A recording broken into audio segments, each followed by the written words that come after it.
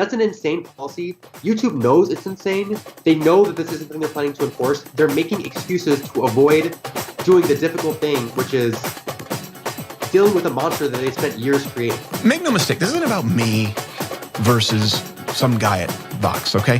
This is an example of a giant corporate media entity trying to silence voices that they don't like. They're trotting you out to convince advertisers that their platform hasn't become a breeding ground for hate speech and bigotry. They're hoping you'll distract advertisers away from the monsters they're creating. But since Steven Crowder is a comedian late night show here on YouTube, he cracks jokes at him too. And apparently those jokes hurt Carlos's feelings. Carlos went berserk, and he tried to start the next apocalypse. This has to work. Like, how could any decent human who says they care about queer people not react to this? Are you responsible for the people who also comment on your post? They demonetized hundreds of channels. And it wasn't enough. Okay, recently a lot of criticism has been thrown at journalists who get involved in YouTube drama. For example, Taylor Lorenz, who's made multiple slanderous hit pieces on Mr. Beast. A lot of the YouTube community's distrust from journalists stems from the Wall Street Journal article which attempted to cancel PewDiePie back in 2017 for some edgy jokes. But it seems YouTube has become less tolerant of that sort of humour since then. Even back in 2019, in a situation quite similar to the PewDiePie one prior, the YouTube community was divided, despite the journalists attacking the edgy creator as usual being in the wrong. I'm of course talking about when Vox journalist Carlos Maza insisted YouTube remove the account of right-wing comedian Steven Crowder over what he deemed harassment. Today I'm going to be taking a look through all of Maza's tweet threads, at YouTube's response and decision to suspend Crowder's monetization, at Maza's response to YouTube after this, and the effects of the entire drama on YouTube and the YouTube community as a whole. First, a bit of context. Carlos Maza is a gay Hispanic journalist who at the time of this drama worked at the left-leaning news site Vox, where he was most known for a political analysis series called Strike Through, explaining political concepts from a progressive point of view. The most prominent critic of these strike-through videos has been Steven Crowder, a Canadian right-wing comedian and sort of late-night host who's become one of the most successful political figures on the internet, from debunking videos like Maza's, talking to prominent politicians, and his Change My Mind series, among others. So on May 30th, 2019, Carlos Maza made a tweet thread which absolutely blew up, accusing Crowder of harassing and sending people to harass him because of his race and sexuality, calling on YouTube to terminate his channel. While most news articles, not just the many from the organization Maza works for, but reputable organizations such as NPR, took the thread at face value and stated that Maza had been the victim of homophobic and racist abuse from Crowder. Let's actually look at the examples Maza gives and what he specifically says. The main evidence of harassment that received the most attention was a compilation of Crowder's apparent abusive language, captioned, "Since I started working at Vox, Steven Crowder has been making video after video debunking Strike Through. Every single video has included repeated overt attacks on my sexual orientation and ethnicity." This is what Mr. Gay Vox wants to do. Mr. Lispy Queer from Vox. What were you holding, Gay Latino from Vox? Even his hand movement in fast motion is gay. Most of these clips are Crowder just calling Maza a Lispy Queer, or the gay Latino from Vox. The latter doesn't seem at all offensive. He is gay and Latino, and he likes to mention it a lot, so it doesn't seem too out of place to describe him as such. The former, however, despite not actually attacking Maza, could seem offensive. Crowder's use of the word queer has been debated extensively, but put together with Lispy, a stereotype of effeminate gay men, it seems to me like it is an indirect jab at his sexuality. The most offensive out of all of these clips shown, but somehow the least talked about, is Crowder putting on a gay voice to mock Maza. It's ridiculous? It's bonkers? But while it is true that Crowder has made fun of Maza for his sexual orientation, it happened much less than Maza said, and it's very clearly said in a joking way. This doesn't mean it doesn't matter, but someone jokingly making fun of someone being gay is way less likely to cause harm to the person being made fun of than if it was serious. Crowder can absolutely be criticized for poking fun at Maza's sexuality, but Maza was being disingenuous by portraying it like every day Crowder is uploading videos calling him homophobic and racist slurs. In fact, I didn't see anything in that video that was racist. Maza continues, "I've been called an anchor baby, a Lispy Queer, a Mexican. A Mexican? Is that supposed to be racist? A slur? I really don't know why you would be so offended at Steven Crowder calling you a Mexican. Is being Mexican that bad?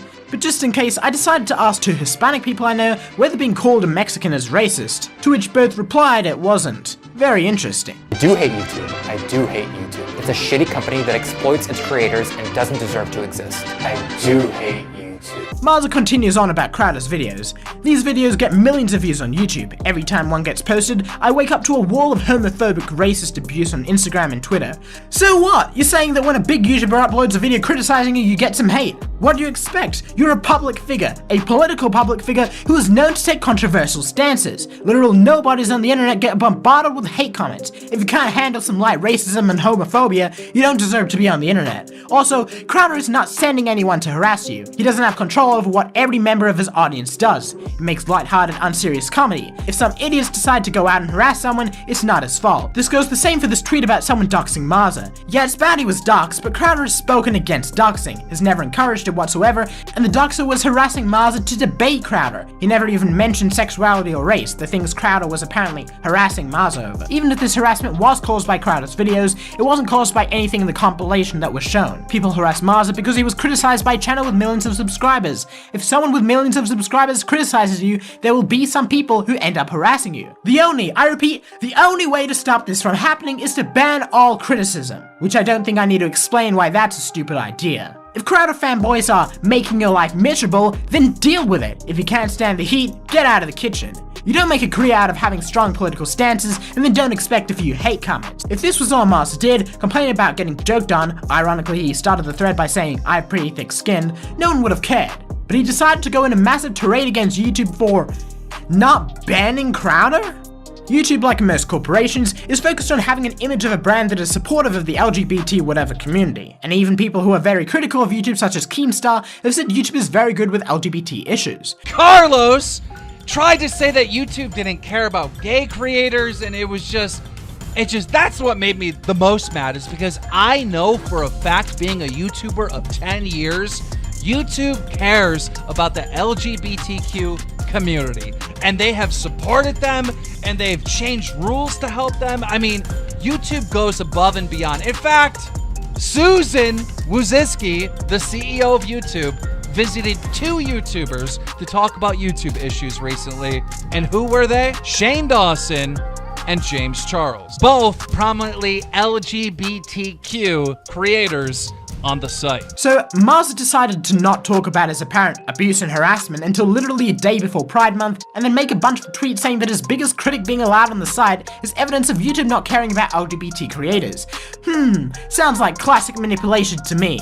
First of all, it's debatable whether what Crowder said actually broke any rules. Second, if he did break a rule around harassment, a more likely punishment would be a strike or the offended videos being taken down, not his entire channel being terminated. And third of all, even if it did warrant his channel getting taken down, that's a sample size of 1. You can't extrapolate that and say there's widespread apathy on YouTube's part on enforcing LGBT harassment rules. There's no pattern, because all we have is one guy's anecdotal evidence. And Maza clearly targeting advertisers is way over the line of anything the YouTube community should accept. Maza frames his arguments in a way to mention advertisers and how advertisers support a site that doesn't care about the LGBT community, encouraging advertisers to once again pull out of YouTube and start another adpocalypse. This is incredibly stupid and irresponsible, if not malicious, and much of the YouTube community backing Maza up because he's against some guy they don't like is a sad depiction of how far YouTube fell since 2017, when the whole YouTube community understood that media organizations and journalists trying to get advertisers to leave YouTube, therefore taking away a lot of creators' revenue, is a bad thing. Oh yeah, but I don't like Crowder, so who cares if YouTubers stop making money, right? Maza says that the only reason Crowder is not banned is because YouTube is afraid of looking like they have an anti-conservative bias. I highly doubt they're afraid of looking anti-conservative. Otherwise, YouTube wouldn't have banned Alex Jones or Nick Fuentes or any of the countless right-wingers which have been terminated. Why would Steven Crowder be any different? He then starts talking about how great he is, about his amazing content, then complains about having to explain Steven Crowder to his little sister. Why would you need to explain about Steven Crowder to your little sister? The only reason I could see is if you and him were in the news somehow, which ended up happening only because you brought it up. And if it happened before then, why are you so obsessed with Crowder that you're talking about him to your little sister? Another example of Crowder harassing Maza is him wearing a shirt that says socialism is for fags. I know this is getting real disorganized, but that's how the tweet thread is.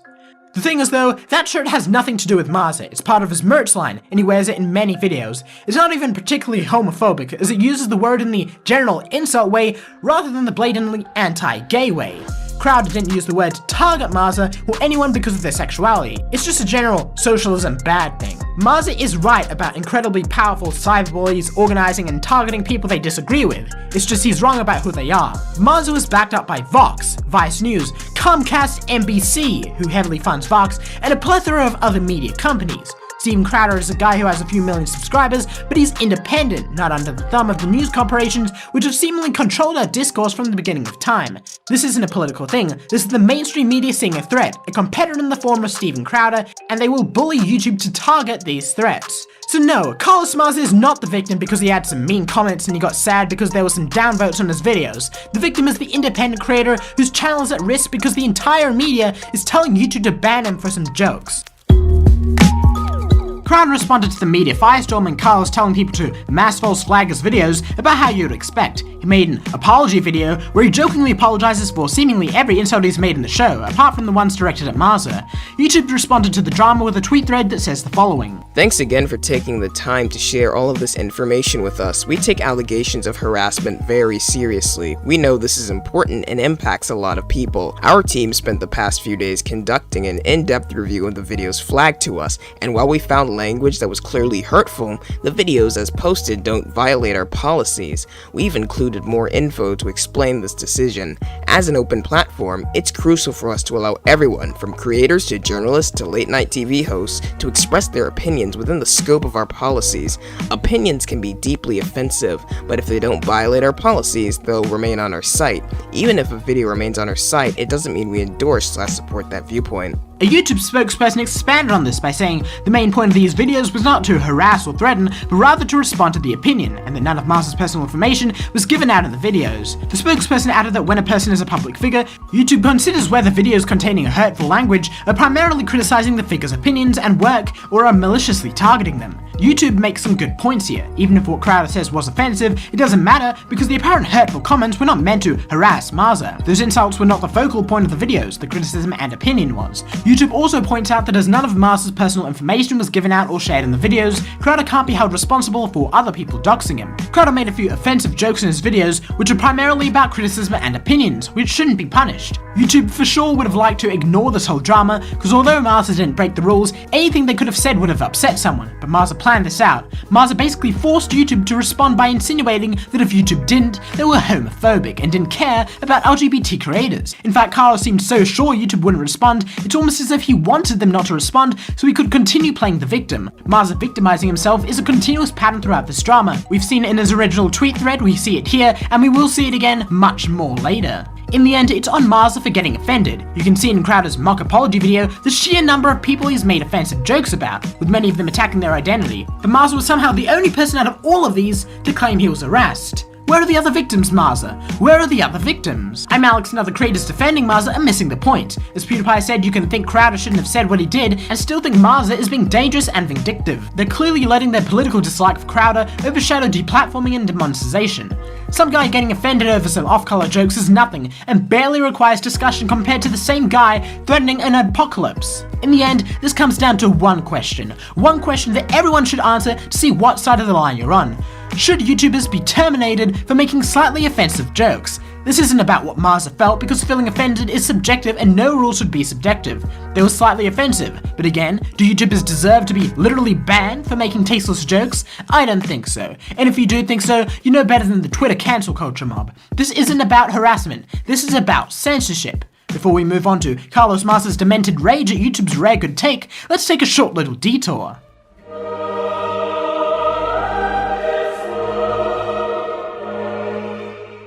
Okay, let's set the record straight.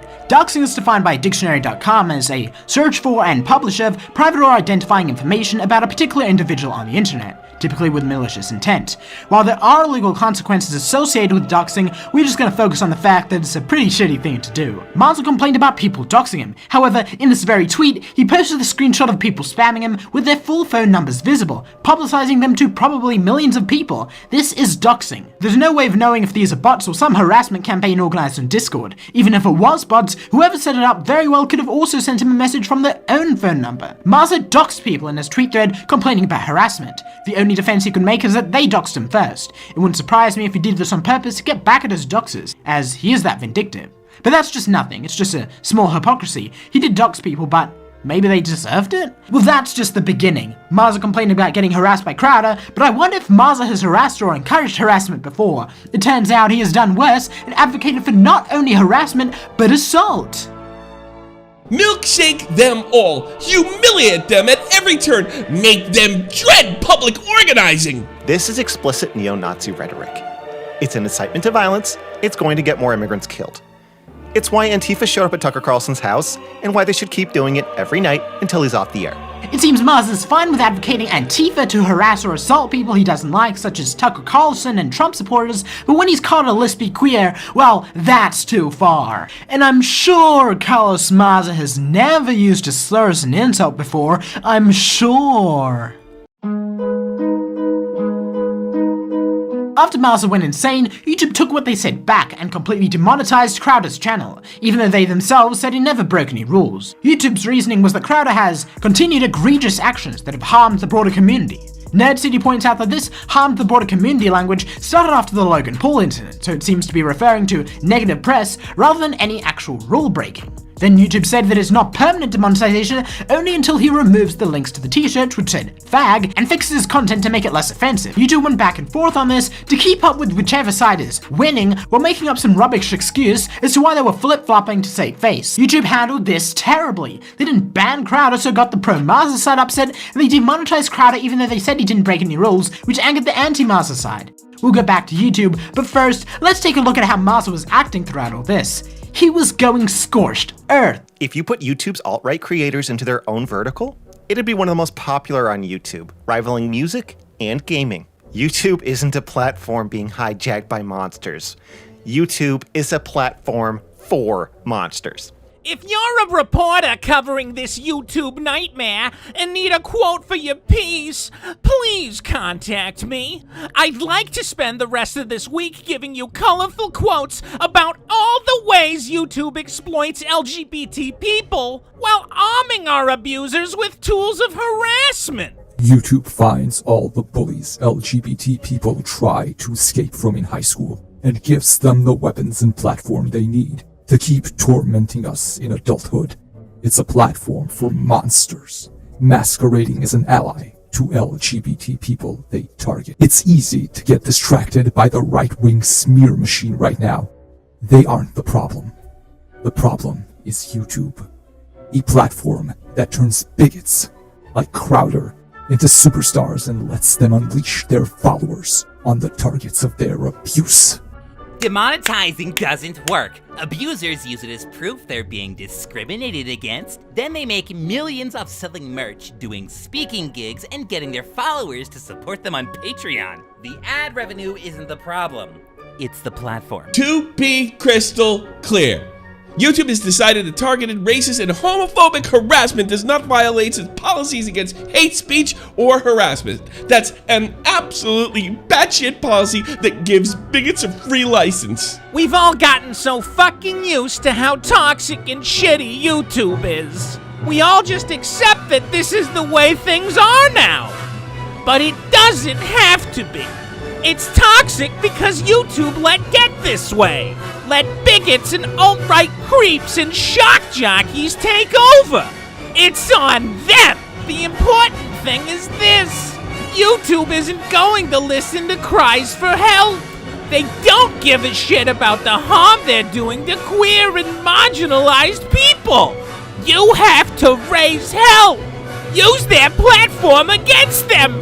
Hold them accountable for their neglect! If you're an LGBT creator, YouTube is using you. They're trotting you out to convince advertisers that their platform hasn't become a breeding ground for hate speech and bigotry. They're hoping you'll distract advertisers away from the monsters they're creating. Maza can't fight his own battles, so it seems he just wants to pressure gay creators to fight it for him, using faulty information. Talking about faulty information, Maza wasn't even doxxed. Yes, it turns out that the excuse Maza made for doxing others doesn't even work, because his phone number was public. Carlos Maza had a LinkedIn account, which was one of the top search results when you typed up his name, which had his full contact details on the site, including, yes, his phone number. I don't know whether Maza lied or is just dumb enough that he forgot his number wasn't private, but either way, after people pointed it out, he deleted his profile, which of course didn't stop journalists from repeating the lie that Maza was doxxed. Last year, I got doxxed and it scared the fuck out of me. My phone was bombarded with hundreds of texts at the exact same time. The messages, then showing a screenshot with all of the messages reading debate Steven Crowder. Last year, I got doxxed and it scared the fuck out of me. Then showing a screenshot with all of the messages reading, I got doxxed. That's an insane policy, because it essentially means that the only way you can get kicked off YouTube is if you give my address and instruct millions of people to harass me. Abuse, there's a lot of abuse that happens before someone gives your address, and it doesn't matter if he ever encouraged his followers to harass me. He was doing it. Milkshake them all. Humiliate them at every turn. Make them dread public organizing. Encourage his followers to harass me. He was doing it. This is explicit neo-Nazi rhetoric. It's an incitement to violence. It's going to get more immigrants killed. It's why Antifa showed up at Tucker Carlson's house, and why they should keep doing it every night until he's off the air. It doesn't matter if he ever encouraged his followers to harass me. He was doing it. That was the harm. A person with 4 million subscribers was calling me a lesbian queer unsolicited in front of a massive audience, and I had to deal with the abuse that resulted in it. They're making excuses to avoid doing the difficult thing, which is dealing with a monster that they spent years creating. I find it interesting how Maza basically goes mask off in these tweets, making Crowder's bigotry the reason why he should be kicked off the site, instead of harassment, which Maza originally pointed to as the reason why Crowder should be terminated. Harassment is against YouTube's TOS, whereas bigotry is not. His bigotry is very, very vague, and people have all sorts of ideas of what it is. Harassment is much more straightforward. So Maza thought that harassment would be a better sell than hate speech or bigotry, so he went with that for his narrative, which seemed to work. Maza completely forgets this later on. He barely mentions harassment and talks all about Crowder being a bigot. So if YouTube should terminate all bigots, then I wonder who else Maza thinks are bigots and therefore should have their accounts banned. YouTube demonetizing Crowder after confirming he never broke any rules proves that YouTube will give in to the demands of any journalist or person with any amount of influence in the media. So when Maza makes these plain dumb tweets where he pretends to be dumbfounded by people saying he's incredibly dangerous and influential, he's lying to you. Maza may not be a supervillain, although he does have the ego of one, but he is one of the top journalists at Vox, one of the largest and most influential online news organizations, which is, as I said earlier, heavily funded by NBC Comcast. This is why Vox and The Verge, a subsidiary of Vox Media, were some of the most ardent defenders of Maza, much more so than other news companies and organizations. Journalists are a protected class to YouTube. One crappy article can make YouTube change the whole website and demonetize millions of videos, but issues which have been repeatedly brought up by practically all YouTube creators for years are consistently ignored. A couple days later, YouTube announced an update to its hate speech policies, which ended up demonetizing or terminating hundreds of channels which didn't actually deserve it. I actually reckon YouTube was telling the truth when they said this had nothing to do with the drama, despite how unbelievable it is. This decision, which like all YouTube rule changes makes things way worse than they were before, was a PR disaster for YouTube. Why would they announce it just then? The policy was also about hate speech, not harassment, which is what Maza was talking about until a couple of days before. Not nearly enough time to construct and code changes in the YouTube algorithm like that. Most likely, this was just YouTube being stupid enough to change the rules then. What was because of this Maza situation, however, was the December rule changes to YouTube, which dealt with creator-on-creator harassment. After talking to creators such as Shane Dawson, James Charles, and famously Ethan Klein, YouTube put a lot of work into this update over multiple months, which is more evidence that leads me to believe that YouTube didn't make up some new hate speech policies in less than a week. But what do you know? YouTube messed this one up too! They are taking down videos of people that have legit just made jokes about others, and people legitimately making criticism about other YouTubers are getting taken down. This is insane. Some of the videos that were taken down today make no sense at all, and it looks like YouTube has just gone off the deep end with who they're taking down and what videos they're taking down. iDubbbz, okay, iDubbbz made a content cop on Leafy. We probably have all seen this content cop video. It has over 10 million views. It is literally the most viewed commentary video on the entire platform on YouTube, okay? YouTube took this video down today. This is huge. The YouTuber named Psychic Pebble obviously made a joking parody criticism video on the Fine Bros, and he tweeted out saying Epic, showing that his video was removed for harassment as well. This is massive because obviously, as we know, these videos were legit just criticism, okay? Now, speaking of what Memology said earlier about a YouTuber called Gokunaru, he actually got one of his videos removed from YouTube based on the new harassment policy. He posts on his Twitter, "Gonna need some time to process this.